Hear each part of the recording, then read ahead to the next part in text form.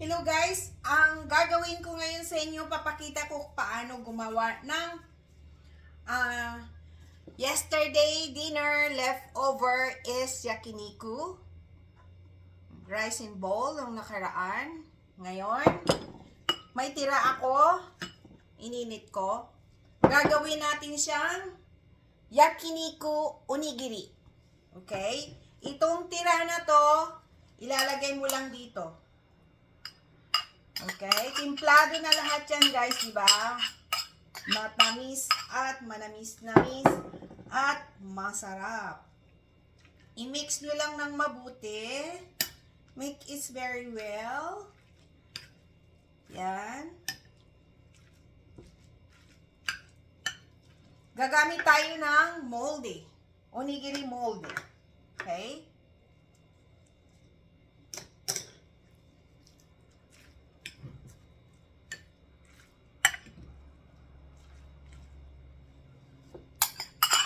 Ubusin na natin para yung sauce. Masarap kasi yung sauce eh. Yan.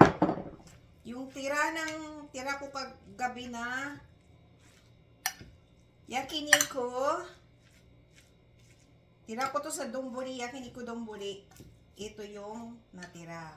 So, gagawin natin siyang yakiniku onigiri. Yan.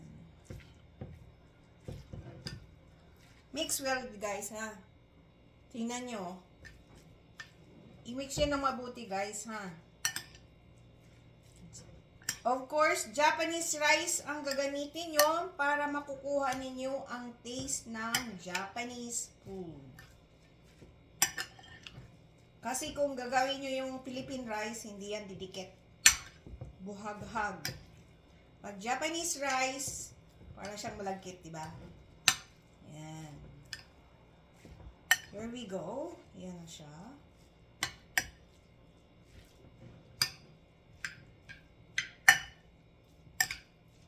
Sarap niyan. Ngayon guys, medyo malungkot, di ba? So lagyan natin siya ng spring onion, lahat na.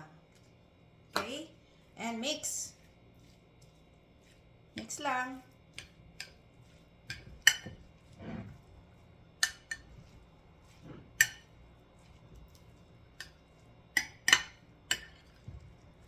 Lang guys.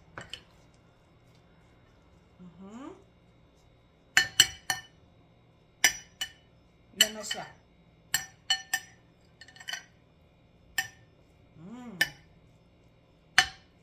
Sarap na.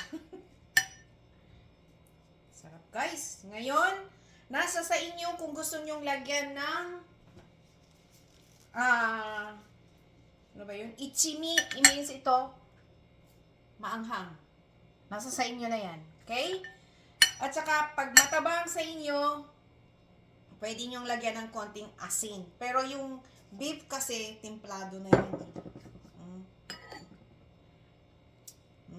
Templado na yan siya. Diba? Tikman natin. Sarap. Ang sarap guys. Oh my goodness. Pero parang natatabangan kayo, lagyan nyo ng asin, konti. Konti lang asin, konti lang. Yan. Kung natatabangan kayo, ako medyo matabang ng konti. Yan. Ano to eh, sa sibuyas pala yan.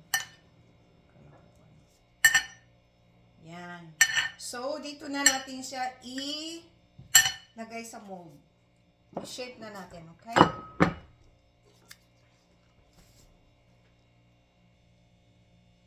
Ito na guys. Ilalagay na natin siya. Lagyan nyo na sa ilalim. Pero lagyan nyo ng ano ha, foil or aluminum foil sa baba or whatever, anong gusto nyo. Kasi dumidikit eh. Sa ano eh. Sa, ano ba tawag nito? Dumidikit sa cutting board. So, ang gagawin nyo dyan is, wow.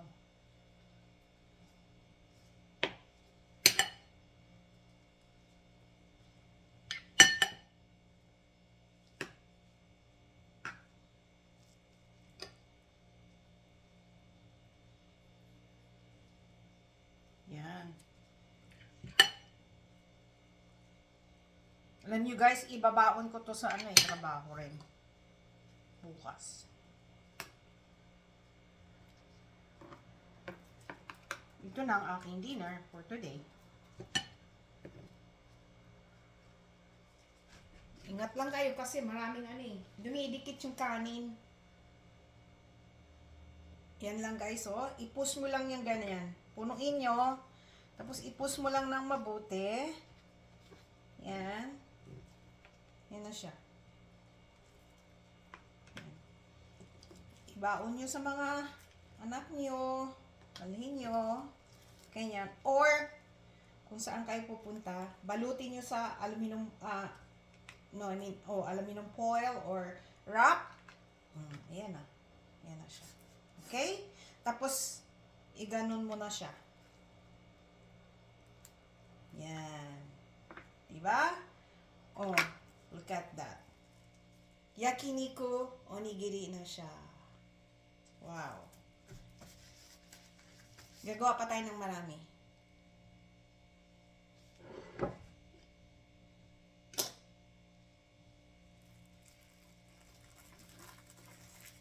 Yan. Yan. Look at that. Wow.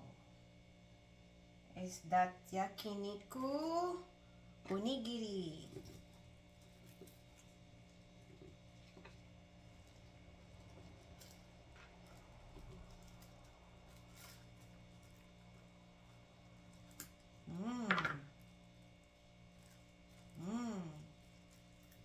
Ang ganda talaga ng shape niya pag nasa talaga no?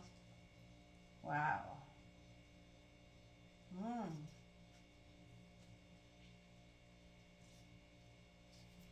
Gawa pa tayo guys, ha? Guys, ito na ang ating yakiniku donbori. Oh, diba? Oh, yummy. Look at that. Oh, diba? Ito na ang ating yakiniku donbori. Look at this, guys. So, yan na siya. Yan na siya.